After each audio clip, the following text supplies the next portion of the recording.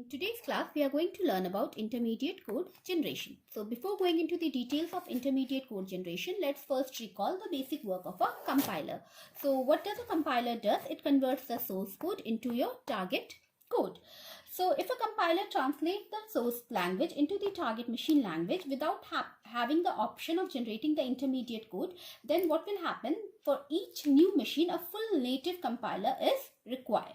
So intermediate code, what it does, it eliminates the need of new full compiler for every unique machine by keeping the analysis portion same for all the compilers. So let's recall the phases of compiler. So the phases of compiler are the lexical analysis, syntax analysis, semantic analysis, intermediate code generation, code optimization, and target code generation.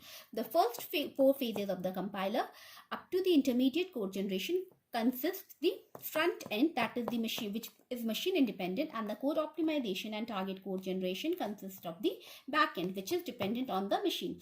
So up till intermediate code generation, that can be kept same for all the languages, and the next part, so that can be the synthesis. This is also called the analysis part, and the next part, the synthesis part, can be changed according to the target machine. So the intermediate code optimization phase, intermediate code generation phase, there we can apply the some code optimization techniques as well, which we'll see later, independent of the machines. So till intermediate code generation, it is same for every compiler, but after that it depends on the platform. So to build a new compiler, we don't need to build from the scratch. Rather, we can take the intermediate code from any existing compiler and build the last two parts, that is the code optimization and target code generation. So what is the intermediate code generation? Let's see now.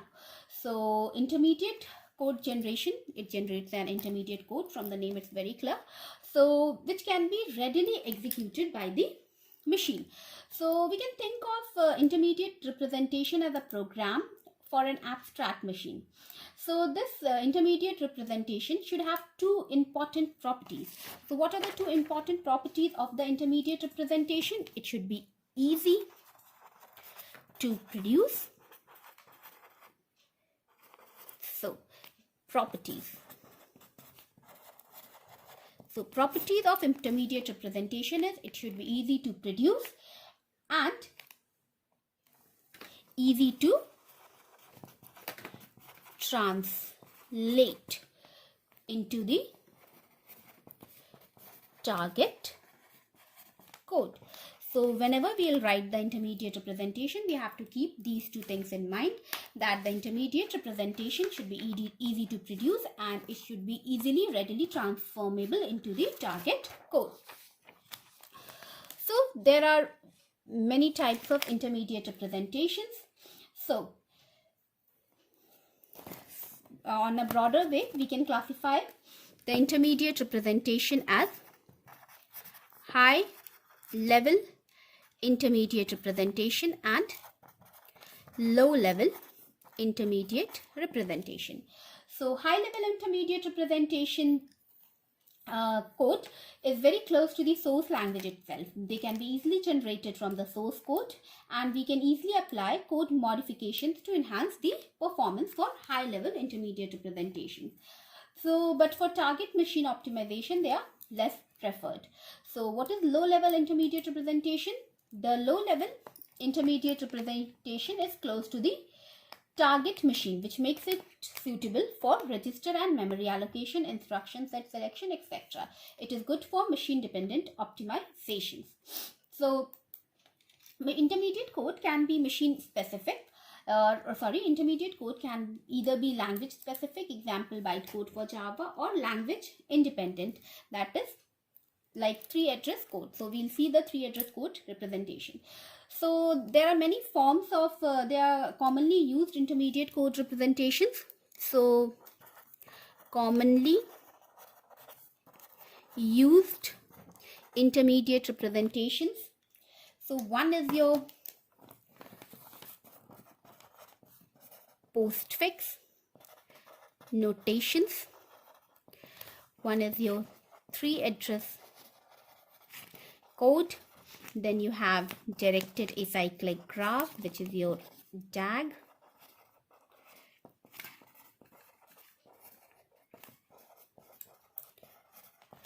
then you have triples, you have quadruples.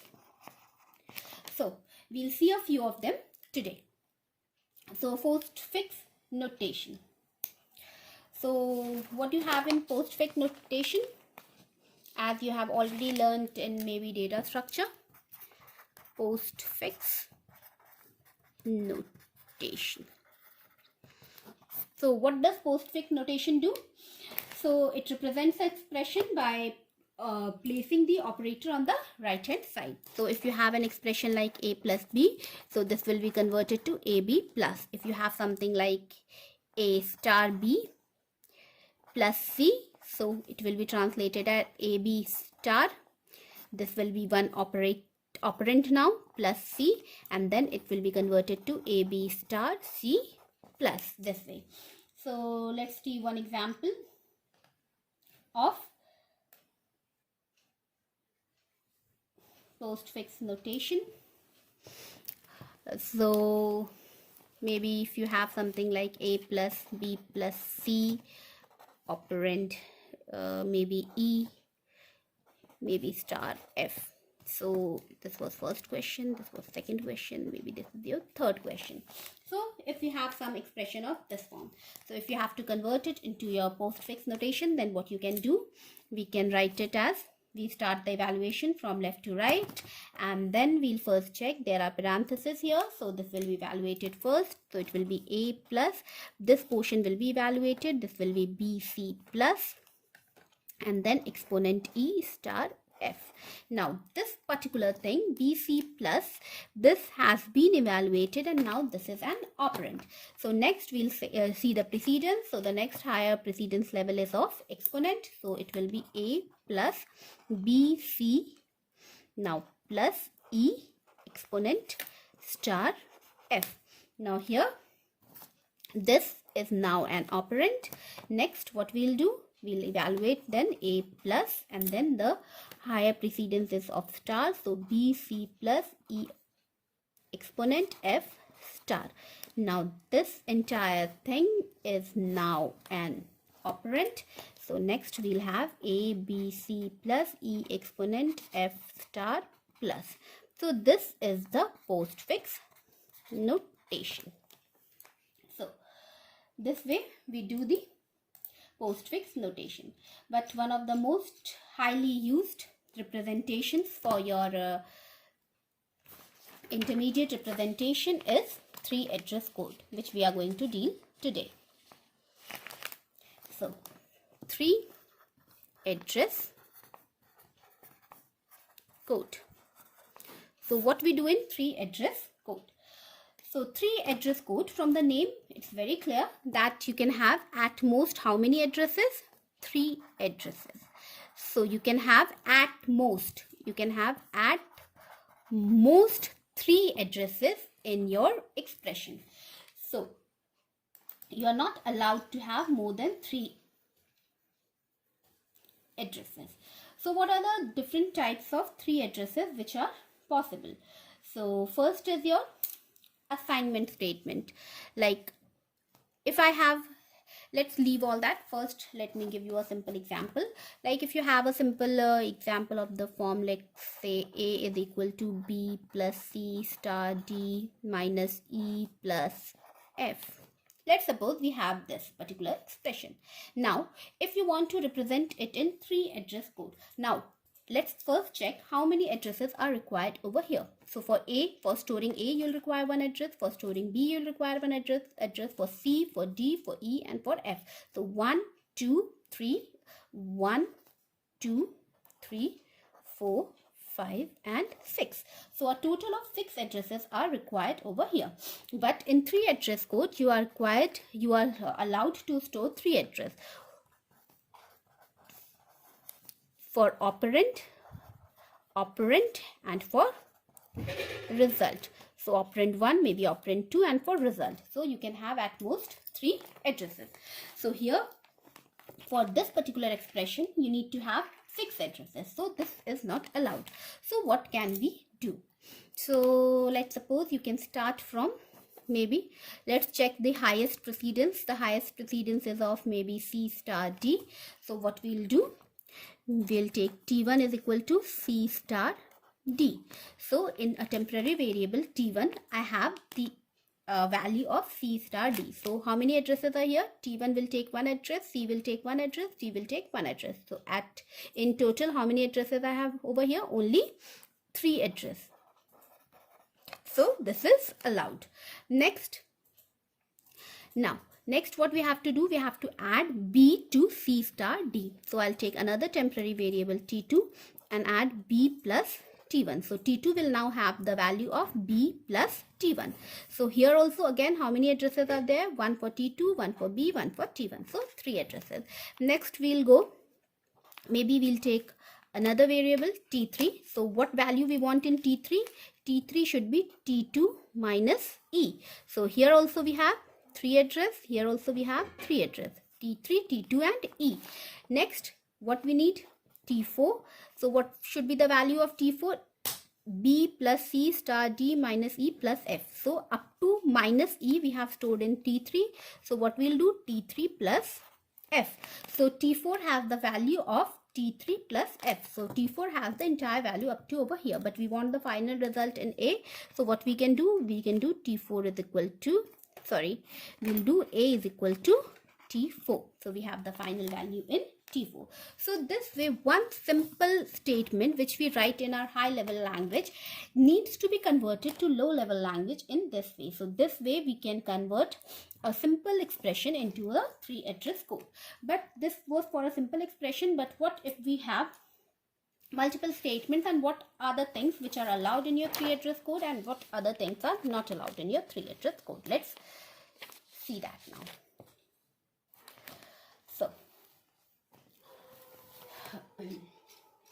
So first is your assignment statement. So what we do in assignment statement, we assign the value like we did it over here. Like we assigned the value of T4 in A. Similarly, what is allowed in assignment operator? We can use X is equal to Y, some operation. Like this is what? This is some operator. So we can do X, Y operation, perform some operation that there is some operator plus minus multiplication division, and then Z, or you can have X is equal to operation Y. So X, Y and Z, they represent the operands, and OP represents the operator over here. So we'll see some examples, then we'll get to know how these things work. Next is your copy statement. So what is done in copy statement? Simply X is equal to Y. So here Y equal to is an assignment operator and X and Y are your operands. So what it does is directly copies the value of Y to the value of X. So whatever is there in Y will be copied to X. Next, which is very important, is your conditional jump. So what happens in your conditional jumps? Like this we'll use in if-else conditional statements, and even in when you have to convert for a while loop or for loop or any kind of loop you have to convert, there also that can be converted into a conditional jump or unconditional jump. We'll see later while solving the examples. So in conditional jump, what happens? If X, there is some relational operator Y, then what we do? We go to some label L. So what is there? X and Y, they are what? They are your operands. And capital L, this is what? This is the label, or you can say tag of target statement. Okay, so L is what? L is the label or tag of the target statement. And what is relop? So I'll write it over here only. Relop is your relational operator. So this way we can use the conditional jump.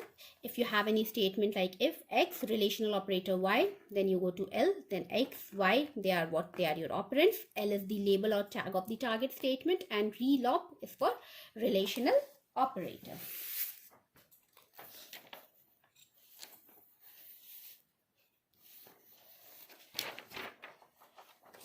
So while solving the examples, we'll see how it works. Now, next is your unconditional jump.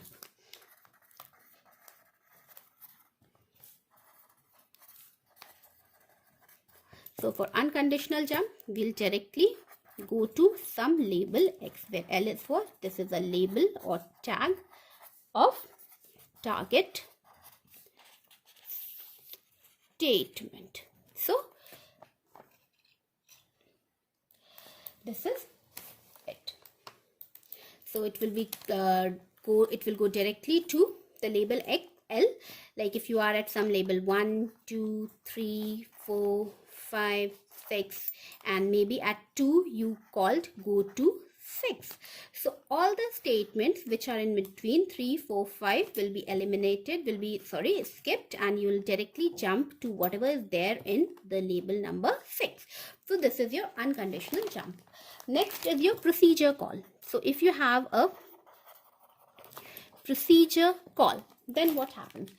So this is parameter x call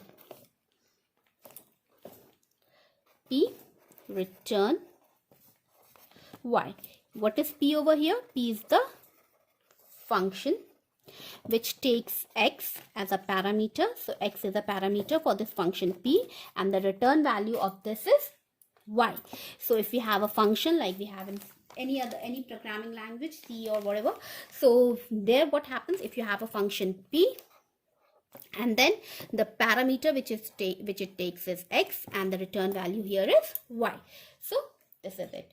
Now if you have address and pointer statements, address and pointer assignment, so how we are going to do that?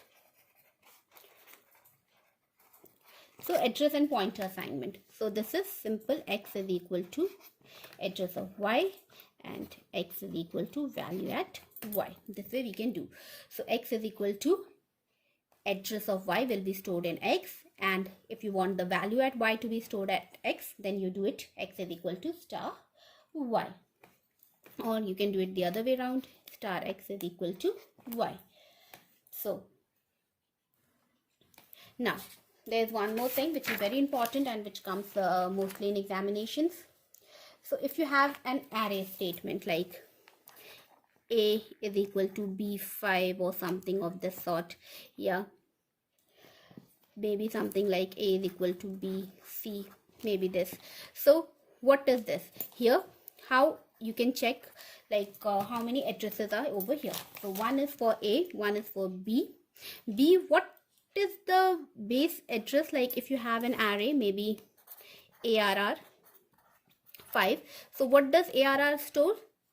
It stores the base address of array ARR. So if you simply do ARR, what it is? It is the address.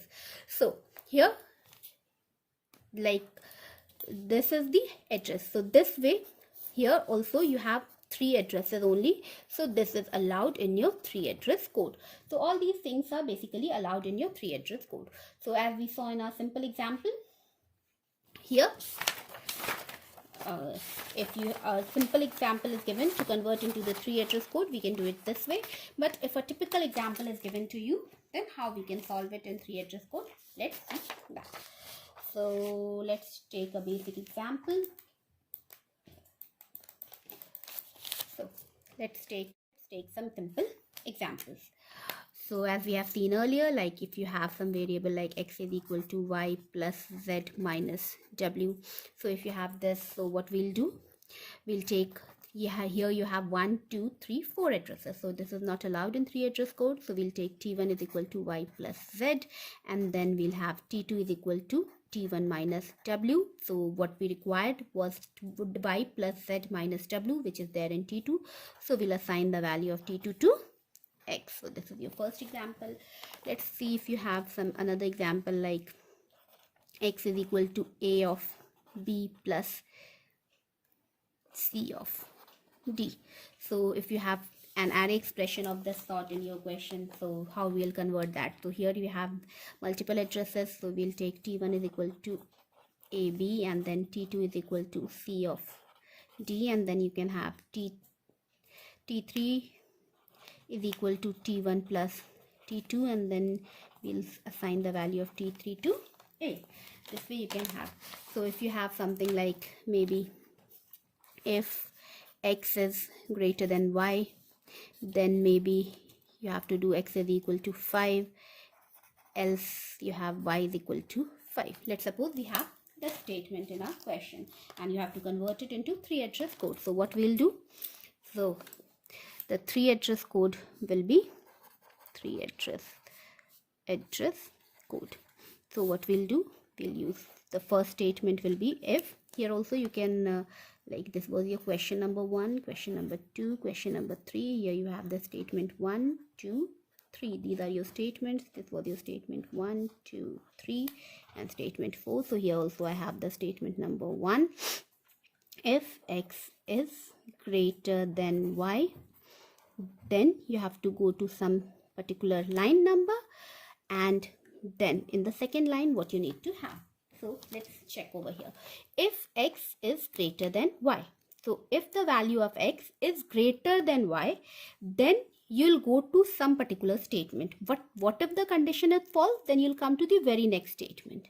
Okay, so here like when x was greater than 5, then you did x is equal to 5, otherwise y, the value of y was set to 5. So here what we have to do, if the value of x is greater than y, then we'll go to some particular line. But if the value of this particular statement x greater than y is false, then we'll come to the next statement. So what will be the next statement? If the value of x greater than y is false, then what you have to do, you have to set the value of y to be 5. Now after this, in statement number 3, you don't have to do the thing like x is equal to 5 need not be done over here. Then you have to go to some particular statement. Here also you have to go to some particular statement which we don't know as of now. So we'll just give a blank over here. Now we'll stop over here. Now in statement number 4. So if x was greater than y, then you have to go to some particular statement. So and then you have to set the value of x to be 5. So we have set the value of x to be 5. So this is go to 4. And then here you have line number 5. Whatever statement is after this, that will be evaluated. So here in line number 3, you'll have go to 5. So let's check it, whether the same thing is done by the 3 address code as was in your original code or not. So the original code said if the value of x is greater than 5, then set the value of x to 5, otherwise set the value of y to 5. So in 3 address code, if x is greater than y, then you have to go to line number 4. So if the condition is true, I am coming to line number 4. In line number 4, what I am doing, I am setting the value of x to be 5.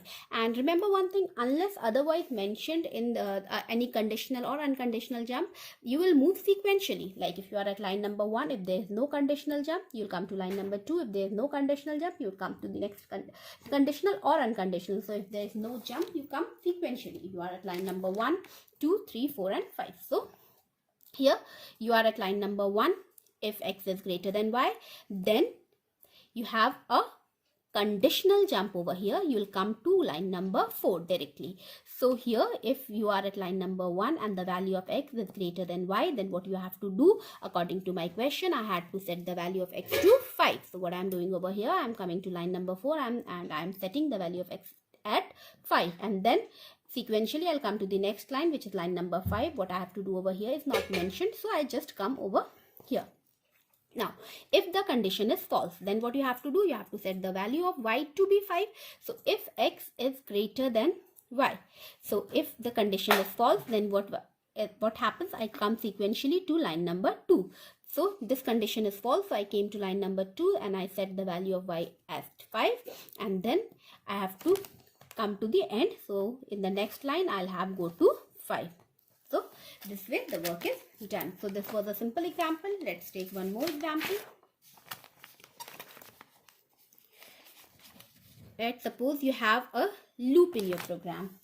Like, let's take a simple loop example. This is your question number 4. So if you have like a variable c is equal to 0, you have a do while statement. Do if a is less than b, then you have to increment the value of x, and if it's not, then you have to decrement the value of x.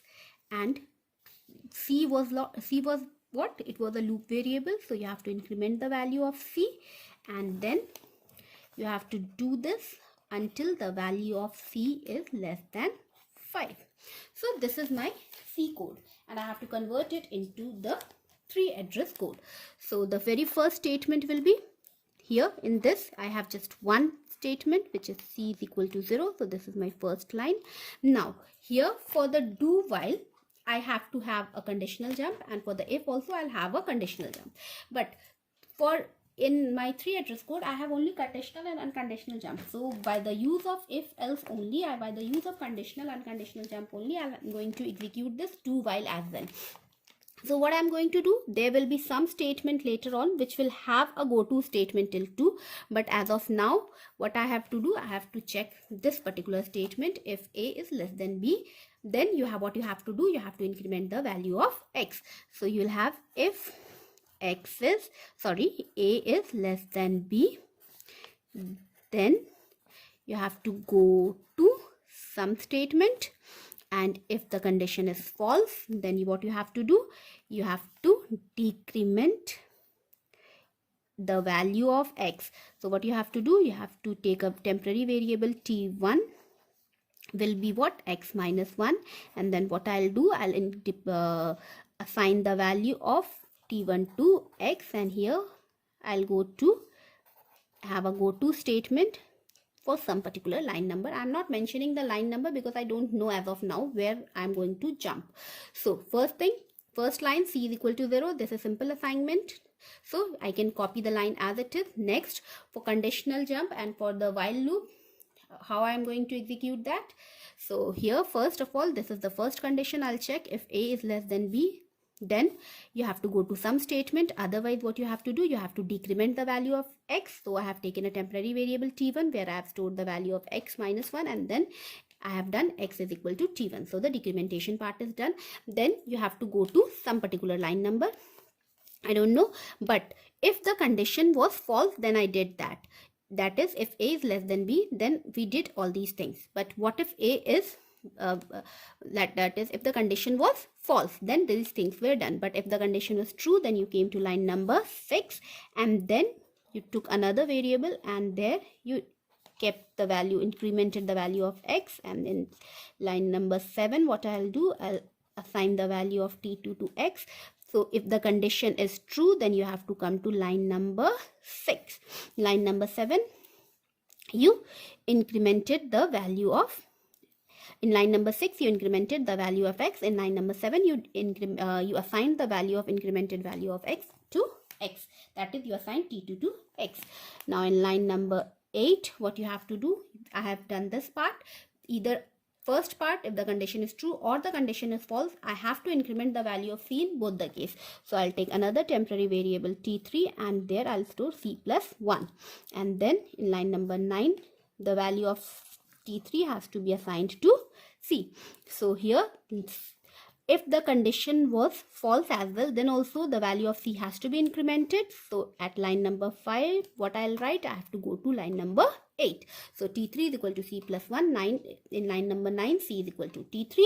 In line number 10, what I'll do, I'll check the condition again. If c is less than 5, then what you have to do, you have to go to which line number? You have to go to line number 2. So this completes my 3 address code. Let's check again whether all the parts are being covered over here or not. So initially the value of c was assigned to 0. Now if the condition a is less than b, so if a is less than b, then what you have to do, then you go to 6. Then I came to line number 6, and what I did, I incremented the value of x, and I incremented the value of c, and then I check the condition again and the do while part is done. So if the condition is false, like if A is greater than B, then if the condition A less than B is false, then what you have to do, you have to decrement the value of x, then t1 is equal to x minus 1. So in line number 4, I assign the value of t1 to x, and then even after decrementation, you have to increment the value of c for the loop. C was a loop variable. So I came to line number 8. So in line number 8, t3, the value of c was incremented. So this way, all the parts which were there in your basic C program are covered in your 3HS code. So this was a simple example for a loop structure. So maybe we can similarly we can do for, we can do for while as well. So I'll give you some assignments for the same, which you'll receive via mail. So this will be all for today. Thank you.